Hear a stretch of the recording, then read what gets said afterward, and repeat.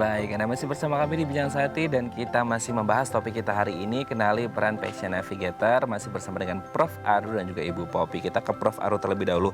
Prof, bisa diceritakan nggak sih gimana peran atau teamwork antara dokter gitu ya, kemudian Passion Navigator dan juga si pasien ini sendiri untuk kemudian membangun ya semangat, harapan, dan kesembuhan pastinya? Ya, ini teamwork ini penting sekali. Sayangnya belum banyak hal seperti ini. Kalau kita bicara Indonesia yang luas ya, tapi sudah mulai banyak. Beberapa pasien sudah datang ke saya sudah didampingi oleh seorang penyintas juga yang sudah lebih dahulu sembuh. Dan itu amat sangat penting. Jadi komunikasinya tuh bisa benar-benar dengan orang-orang yang memang satu sudah pernah mengalami lebih dulu dan satu yang sedang menjalani. Jadi memang tidak bisa enggak teamwork atau kerjasama ini amat sangat penting. Namun sekali lagi caranya macam-macam. Kalau saya jadinya sibuk pakai WA. Saya dengan WA saya berhubungan. Dan itu di zaman yang sekarang ini kita sudah menjadi suatu sarana komunikasi yang bisa menyatukan beberapa orang kan. Betul. Itu yang saya sarankan untuk dipakai. Teknologi yang dulu ya. tidak ada, sekarang itu kita harus bisa pakai. Oke, berarti si Passion Navigator maupun dokter maupun pasien juga harus update ke teknologi untuk kemudian cara berkomunikasi, apalagi di masa pandemi gitu ya, Prof ya? Tapi sekarang itu seharusnya sudah sehari-hari itu kita. Sudah sehari-hari ya? Iya dong, sudah 4.0 gitu ya? Ada yang memulai timnya itu. Nah, gitu. Itu dia. Oke. Ini yang saya himbau pada semua dokter-dokter juga, karena belum semua menganggap bahwa hal ini amat penting itu. Oke, kalau berbicara tentang teamwork, peran yang sangat penting gitu ya, tidak hanya dokter onkologi mungkin dan juga pasiennya, tapi juga Passion Navigator. Lalu selama ini yang bisa dikatakan deserve untuk menjadi seorang Passion Navigator yang pas itu sebenarnya yang backgroundnya memang dulu ya tadi Prof sebut I've been there, yang memang pasien dulu atau sebenarnya non pasien pun ada gitu, atau seperti apa? Kalau non pasien pun itu nanti lebih bersifat sebagai konsultan. Ya kadang-kadang memerlukan pembicaraan dengan seorang psikolog, kadang-kadang dengan seorang sosiolog, kadang-kadang juga berhubungan dengan hal-hal yang memperkuat kehidupan sehari-harinya. Tapi yang namanya navigator ya seorang nahoda, seorang jurumudi, seorang pemandu adalah yang sudah pernah ke destination itu, kemudian baru mengajak orang untuk sampai ke sana dengan aman. Tidak bisa hanya dengan teori saja. Saya kalah dalam hal itu. Oke, harus menjadi nahkoda gitu ya? Saya mengalah dalam hal itu. Oke, harus menjadi nahkoda yang memang sudah tahu gitu, meng-guide seperti itu. Sudah pernah, tadi yang dan Prof kembali untuk membawa dengan aman nanti terus berputar itu. Sudah ada yang jadi senior, dia membawa yang junior yang belum pernah sampai ke puncak. Setelah sampai ke puncak, turun lagi ngajak yang lainnya. Oke, seperti itu ya. Oke, kalau dokter kan memang dari medisnya nih, Prof. Terus kemudian kalau pasien memang yang menjalani treatment seperti itu. Nah, kalau dari Passion Navigatornya sendiri, skill apa sih dok yang mostly harus dimiliki? Empati. Oke. Itu penting sekali. Ikut meraba rasakan apa yang menjadi perasaan orang yang dipandu. Tidak menggurui, tapi juga bisa mempunyai satu ketetapan bahwa I am in charge. Sehingga yang dipandu akan merasa aman juga bahwa yang memandu itu bisa mengarahkan, bisa juga menunjukkan arah gitu. Bukan dua-duanya bingung gitu. Itu pentingnya. Satu jalan kemana, satu itu jalan pentingnya kemana, dengan tanda ya? kutip senior tadi. Senioritas dalam hal positif gitu ya, Prof. Dalam ya, hal untuk pengalaman. pemandu. Belum tentu umur. Oke. dalam pengalaman. Belum tentu umur, tapi pengalaman ya Prof ya. Bu Popi masih muda itu. 17 tahun ya Bu ya? Ya semangatnya mesti 17 tahun Prof. Jalan 19 ya. Oke, oke Prof dan Bu Popi, sebelum kita lanjut kita sudah ada penelpon, kita sapa terlebih dahulu. Halo, selamat pagi, dengan siapa di mana? Halo, selamat pagi. Saya Adi di Depok. Pak Adi. Adi. Pak Adi ya. Pak Adi Iya. di Depok, silakan Pak Adi. Ya gini, kemarin itu adik saya dia baru mengalami atau didiagnosa sebagai memiliki kanker payudara. Dia tuh shock banget. Saya coba untuk menghibur, mendampingi proses dan lain sebagainya. Tapi kadang dia nggak mau untuk melanjutkan tahap penyembuhan itu. Dia kayak pasrah gitu kan. Gitu. Dan selalu bilang, ya kakak apa yang kakak tahu soal begini, kan saya yang ngalami. Nah itu gimana? Meyakinkan agar adik saya tetap mau mengikuti proses penyembuhannya ini. Oke, sudah jelas Prof Aru dan Bu Popi mungkin Ya. mungkin terkait semangat gitu ya. Kita coba jawab ya Pak Adi di Depok, dan salam untuk adiknya semoga cepat sembuh dan semangat gitu ya. Terima kasih Pak Adi. Kita ke Prof Aru dulu mungkin ya. Apa nih semangat? Kayaknya dia Iya, jadi nggak mau pengobatan gitu Prof Di ini. sini sekarang pentingnya peran komunitas penyintas. Nah itu. Para penyintas yang bersatu menjadi sebuah kelompok itu ada macam-macam di Indonesia ya. Itulah yang amat sangat penting. Tadi yang penanya Pak Adi, hubungi saja komunitas itu. Mungkin nanti Ibu Popi bisa memberikan ini. Lalu nanti ada yang datang. Kalau yang datang dokter bilang kamu berobat ya, beda dengan yang beda datang adalah ini loh saya udah dioperasi dan saya sekarang bagus. Amat sangat beda. Tidak hanya medisnya tapi juga psikisnya ya. Kita coba tanyakan ke Bu Popi. Bu Popi, gimana nih pengalaman sebagai patient navigator? Mungkin bisa diceritakan sebagai pengalaman untuk Pak Adi yang di Depok tadi, untuk adiknya untuk tetap semangat gitu untuk menjalani pengobatan gitu, bukan malah drop gitu. Ya justru di situ letak peran patient navigator. Jadi dia pertama-tama harus bisa membangun motivasi, mengembalikan kepercayaan dirinya, dan juga menuntun sehingga dia mempunyai rasa trust kepada kita. Jadi mau dia menjalankan pengobatan-pengobatan yang semestinya. Oke, berarti peran atau skill apa sih, kalau tadi kan Prof Aru menyebut empati ya, harus ada empati itu. Apa sih yang paling besar yang menurut Bu Popi rasakan sebagai seorang patient navigator? Kalau tadi kan dari kacamata dokter onkologi gitu, kalau dari seorang patient navigator dan penyintas juga gitu seperti apa Bu Popi? Betul apa yang dikatakan beliau, karena empati yang terus-menerus sehingga menimbulkan pemahaman yang tulus dari seorang pasien navigator terhadap pasien, itu akan menimbulkan rasa nyaman toh. And then kemudian dia akan bisa mengikuti arahan-arahan yang tepat sesuai dengan peran pasien navigator. Oh, oke, sesuai dengan arahan Jadi si empati pasien. itu, poinnya empati. Poinnya empati. Iya, Nah, betul. kalau empati kita tanyakan lagi ke Prof Aru, apakah ada pelatihan-pelatihan khusus untuk si patient navigator, dan empati itu juga harus dibentuk sendiri atau harus melalui serangkaian pelatihan, atau memang sudah terbentuk karena tadi I've been there-nya gitu, Prof? Kalau kita bicara untuk Indonesia masih amat sangat kurang. Masih amat. Bahkan di fakultas-fakultas kedokteran itu empati itu baru mulai diajarkan belum sampai 10 tahun Oh, jadi terakhir. justru sekarang diajarkan juga empati ya, Dok? Iya, ya? karena seorang dokter tidak mengobati penyakit. Seorang dokter mengobati manusia yang sakit. Nah, ini yang kadang-kadang dilupakan. Dan ini yang sekarang sudah mulai kita sadari menjadi amat sangat penting. Rasa empati, saya tahu apa yang Anda rasakan. Ya. Ditambah lagi dengan saya tahu apa yang Anda rasakan dan saya telah mengalami dan saya telah menang. Ayo kita sama-sama. Itu yang mungkin nggak ada training khusus ya Ada. di Iya. di pemerintah maksudnya. Tapi komunitas-komunitas penyintas itulah yang menjadi Mengadakan tempat digodoknya para navigator itu. Dan itu di luar negeri sudah ada seperti yang Ibu Arianti katakan tadi, udah ada training-training khusus. Tapi pada umumnya memang itu yang bekerja sama dengan pemerintah NGO atau LSM ataupun kelompok-kelompok itu yang cuman kita memang sebetulnya lebih perlu juga dukungan pemerintah menerbitkan buku-buku dan sebagainya ya.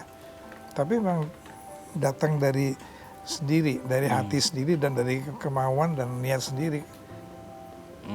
Berarti memang Tapi peran harus dari ada semua pihak saling mengajar. saling mengajar dan saling berbagi pengalaman untuk mendukung si pasien ini sendiri seperti itu ya. Jadi tidak hanya dari medis tapi juga dari psikis dan terutama untuk empati gitu ya Prof ya dan Bu Popi. Oke, Prof Aru dan Bu Popi, nanti kita akan lanjut lagi bagaimana kita lebih memahami tentang peran Patient Navigator. Bagi Anda pemirsa yang memiliki pertanyaan, Anda bisa menghubungi kami di nomor 0212903244 atau DM Instagram kami di @bincangsaat.tv. Kami akan segera kembali.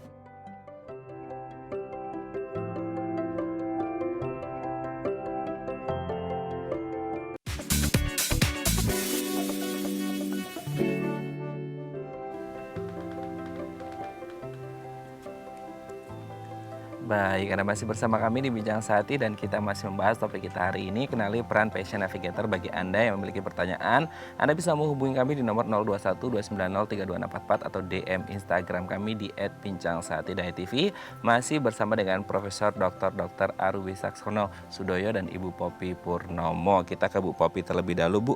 Kalau ingin menjadi seorang Patient Navigator nih, apakah untuk masyarakat umum terutama nih untuk non pasien gitu, itu harus mendaftar dulu, prosesnya seperti apa, apakah bisa atau tidak, karena tadi Bu Popi kan menyebutkan mostly mereka adalah dulunya pasien gitu kan, seperti itu. Nah, kalaupun akhirnya bisa, apa yang harus dilakukan setelahnya? Apakah ada pelatihan atau training khusus atau seperti apa? Dan kalau yang dulunya pasien juga ada pelatihan juga sama atau seperti apa sih? Sama, ya.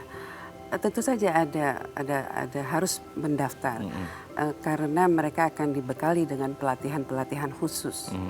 Jadi bukan saja tentang pengetahuan tentang kanker, tapi juga psikososial, juga bagaimana cara memotivasi, cara membangun semangat.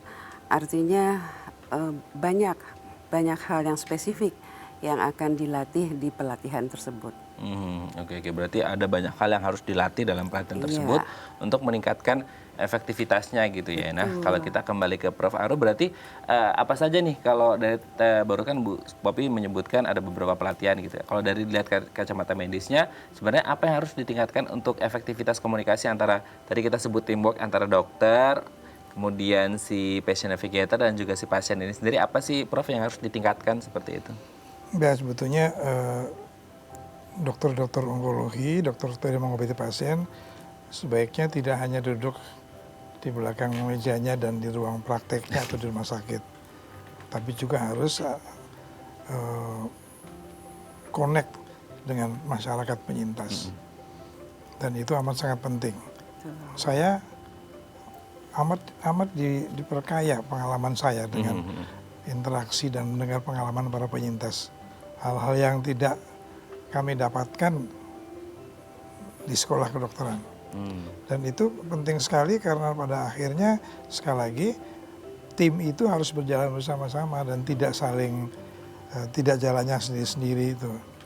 Sekali lagi untuk mencapai sebuah destination atau sampai di sebuah tempat tertentu ya kalau berjalan bersama-sama ya seperti ada peribahasanya kan, kalau ingin jalan cepat jalanlah sendirian. Tapi kalau ingin berjalan jauh, berjalanlah bersama-sama. Dan ini merupakan moto yang ternyata amat sangat penting. Karena konsep perjalanan itu adalah yang memang dialami oleh seorang penyintas yang kemudian dikawal oleh dokternya. Sebuah journey, sebuah perjalanan yang berliku-liku naik turun dan ya itu tadi, dan memerlukan saling tolong-menolong tadi. Jadi seorang dokter harus juga outreach, harus juga berhubungan dengan komunitas dari penyintas yang ada di sekitarnya. Oke, Prof. Tadi kalau berhubungan dengan apa yang disampaikan oleh Bu Popi di awal gitu ya, Prof, ya ini sudah ada teamwork nih antara dokter onkologi gitu ya, terus patient navigator dan juga si pasien itu sendiri. Nah, kalau di awal-awal mungkin salah satu hal yang kita omongin adalah ketika pertama didiagnosis itu kan pasti mostly mereka drop dan akhirnya kayak Bu Popi tadi nyari-nyari informasi gitu kan, banyak yang akhirnya mau nyari ada yang tidak mau nyari gitu karena banyak hal yang mungkin kalau kita googling ya Prof itu banyak sekali penyembuhan cara-cara penyembuhan kanker gitu kan dan akhirnya banyak yang akhirnya malah justru malah ngedrop karena kalau udah divonis kanker ya udah deh pokoknya tinggal nunggu waktu katanya gitu kan. Nah, bagaimana sih menyikapi hal-hal tersebut untuk kita bisa memfilter informasi-informasi dan peran si Passion Navigator untuk kemudian memberikan pengarahan bahwasanya yang apa yang kita baca di googling dari Mbah Google itu nggak selamanya benar gitu. Kita harus tetap referensinya ke dokter gitu. Gimana nih, Prof? Ya, dikatakan bahwa 70% informasi kesehatan dari Google itu tidak benar. Tidak 70%. 70%. Dari mulai cara-cara pengobatan. Jadi kita tuh artinya para dokter maupun kelompok penyintas harus melihat dari mana sumbernya itu. Sumber Google itu. Karena siapapun sekarang bisa berbicara di medsos. Kita lihat apa yang terjadi sekarang ini kan, bahwa kita mesti hati-hati sekali dengan yang namanya hoax, mitos, hal-hal yang kadang-kadang itu membutuhkan penjelasan yang panjang. Jadi sekali lagi penting sekali bahwa kita tuh punya referensi, tidak salah membuka Google, tapi lihat dulu sumbernya, source-nya. Kadang-kadang hanya orang tertentu, kadang-kadang semacam testimoni bahwa ada yang bisa disembuhkan kankernya karena dengan asap rokok misalnya. Nah itu sesuatu yang perlu pemilahan, perlu kita filter sendiri. Nah komunitas penyintas itu juga bisa membantu dengan menjadi penyaringnya itu, kemudian memberikan informasi. Karena kadang-kadang dokter nggak ada waktu untuk penjelasan seperti itu, dan menurut saya harusnya memberikan waktu walaupun tidak bisa banyak ya, tapi itu penting sekali, filter itu penting sekali. Memfilter itu penting sekali ya, apalagi kalau bacanya nggak benar malah bisa jadi drop gitu ya. Nah kalau ngomongin tentang drop, semangat yang drop, ini pasti juga dialami oleh pasien-pasien yang baru didiagnosis. Nah Ibu Popi kan sekarang menjadi seorang Passion Navigator, pasti akan menemui orang-orang yang masih dalam keadaan drop setelah didiagnosis. Nah gimana sih cara approach-nya atau pendekanannya ketika Ibu harus bertemu dengan pasien kanker, terutama kanker payudara gitu ya, yang akhirnya mereka baru didiagnosis terus drop. Nah ini kan sifat manusia beda-beda karakternya, mungkin ada yang terbuka untuk kemudian menerima Passion Navigator, ada yang tertutup mungkin karena denial tadi seperti Ibu Popi gitu. Gimana caranya supaya pertama kali bisa berkomunikasi, menjalin kedekatan, kan tadi disebutkan empati di situ. Itu berarti harus ada bonding antara si Passion Navigator dengan si pasien. Gimana sih Bu Popi? Iya. Biasanya saya menggunakan bahasa yang sifatnya universal, yaitu bahasa kasih.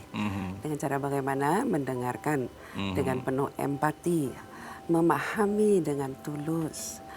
Kemudian saya dampingi dan saya lakukan interpersonal yang lebih close, sehingga memudahkan saya sebagai Passion Navigator untuk menavigasi, memotivasi, dan memberikan informasi-informasi yang tepat. Demikian. Oke, berarti apakah kemudian Passion Navigator yang background-nya dulunya pasien ini memiliki keuntungan yang lebih terkait dengan pengalaman dan apa yang harus dilakukan? Karena mungkin tadi menyambung lagi, tadi sering kita sebut I've been there-nya gitu ya Bu Popi, gimana nih? Iya tentu saja ada keuntungannya, karena pasien umumnya lebih dapat menerima apapun ya, apapun itu, maksudnya navigasi tadi dari seorang penyintas yang sudah melalui proses, yang mengalami penyakit yang sama, melalui proses-proses yang ini dan itu, yang itu dialami sendiri gitu loh. Jadi lebih lebih afdol lah istilahnya seperti itu. Iya. Sehingga mereka lebih mudah untuk menerima kami sebagai pasien navigator. Oke, mudah menerima sebagai Passion Navigator karena memang justru kehadiran seorang Passion Navigator itu amat penting gitu ya. Karena bindernya tadi seperti itu. Tapi kalau kita ke Prof Arul lagi, Prof ada nggak sih kemudian kasus yang dimana si pasien ini sendiri dan keluarga ini kayak menolak untuk melakukan perawatan atau pengobatan karena satu dan lain hal mungkin gitu. Apa yang harus dilakukan sebenarnya ketika ada case seperti ini? Ini memang masalah yang kita kita hadapi di masyarakat, dan tidak hanya masyarakat Indonesia, ya, dan tidak hanya masyarakat Asia. Bukan hanya denial atau menyangkal bahwa ini penyakit, tapi bahwa menganggap bahwa pengobatan itu akan mempercepat kematian. Ada yang menganggap gitu. Sehingga kadang-kadang resistensi atau perlawanan dari segi emosional itu datangnya kadang-kadang bukan dari pasiennya, kadang-kadang keluarganya.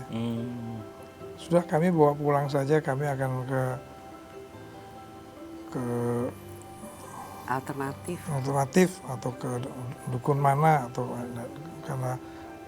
karena katanya kemoterapi itu sakit dan sebagainya. Jadi sekali lagi, informasi-informasi yang merupakan mitos atau misinformasi itulah tugas awalnya dari dokter pada waktu bertemu, tapi kemudian seyogianya cepat-cepat diintervensi oleh seorang yang berpengalaman, yaitu penyintas, yang terus nanti mengatakan, tidak, lihat saya berobat seperti yang benar begini. Ujung-ujungnya adalah adanya contoh bahwa kita bisa memenangkan perjuangan ini dengan cara yang benar gitu. Seperti Ibu Poppy gitu ya, Prof ya. Supaya peran daripada dokter dan juga patient navigator ini untuk mengoreksi misleading information yang mungkin saja diterima gitu ya, Prof ya. Prof dan Bu Poppy, nanti kita akan bahas lagi tema kita hari ini, bagaimana kemudian peran penting dari si patient navigator. Bagi Anda yang memiliki pertanyaan, Anda bisa menghubungi kami di nomor 021 290 3244 atau DM Instagram kami di @bincangsaat.tv. Kami akan segera kembali.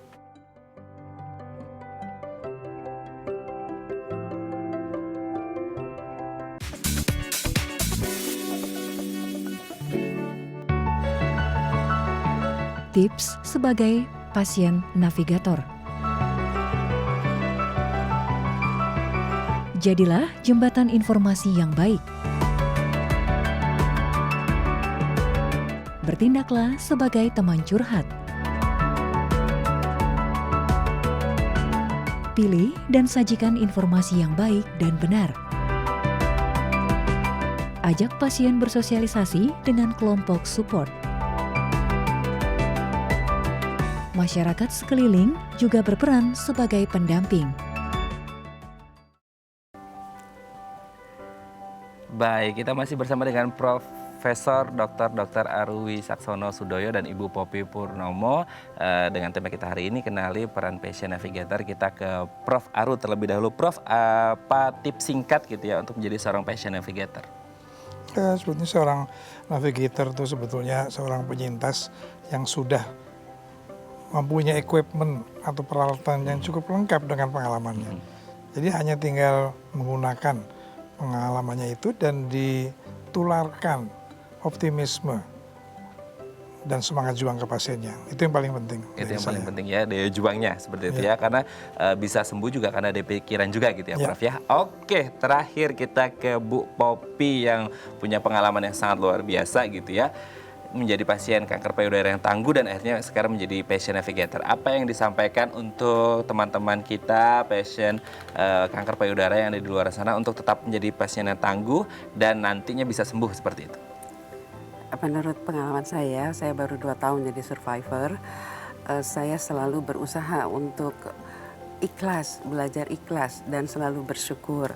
Kemudian selalu mendapat dukungan dari keluarga.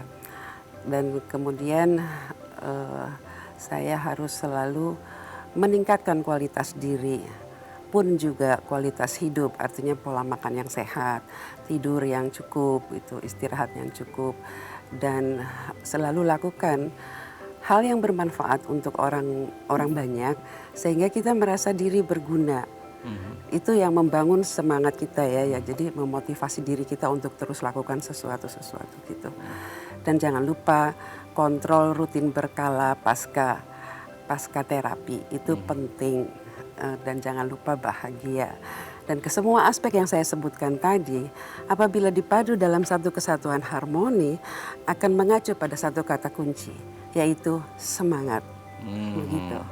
Semangat seperti itu ya, supaya kita juga bisa menularkan juga ke orang lain. Karena memang kalau berbicara tentang pikiran itu sangat efeknya besar sekali ya, Iya. Prof ya, untuk kemudian Semangat ya, itu, bahan bakarnya semangat ya Prof. nah, seperti itu harus bahan bakarnya semangat, harapan dan doa untuk terus maju dan percaya pasti sembuh dan Tuhan sudah menyiapkan skenario terbaik dalam kehidupan kita seperti Iya. itu ya. Baik, terima kasih Prof Aru, Bu Popi hari ini sudah bergabung bersama kami di Bincang Sehati. Semoga di bulan Oktober ini kesadaran akan kanker payudara lebih meningkat. Kemudian teman-teman kita yang pasien segera cepat sembuh dan Passion Navigator Amin. selalu setia menemani para Insya teman-teman Allah. kita yang menjadi pasien gitu ya. Sekali Ya, lagi baik. terima kasih Prof Aru, terima kasih Bu Popi, sehat-sehat terus Sama-sama. dan kita doakan semoga pandemi ini segera usai gitu ya. Ya. Oke, terima kasih Prof Aru, terima kasih Bu Baik. Popi. Nah itu tadi pemirsa perbincangan kita hari ini bahwasanya memang peran dari Passion Navigator ini sangat penting untuk penyembuhan pasien kanker payudara. Bagi Anda yang memiliki kritik dan saran, Anda bisa menghubungi kami di nomor 0889 8100 5000 atau Anda bisa follow media sosial kami di @bincang-sehati.tv. Saya Raden Madlias pamit, sampai jumpa dan selamat beraktivitas.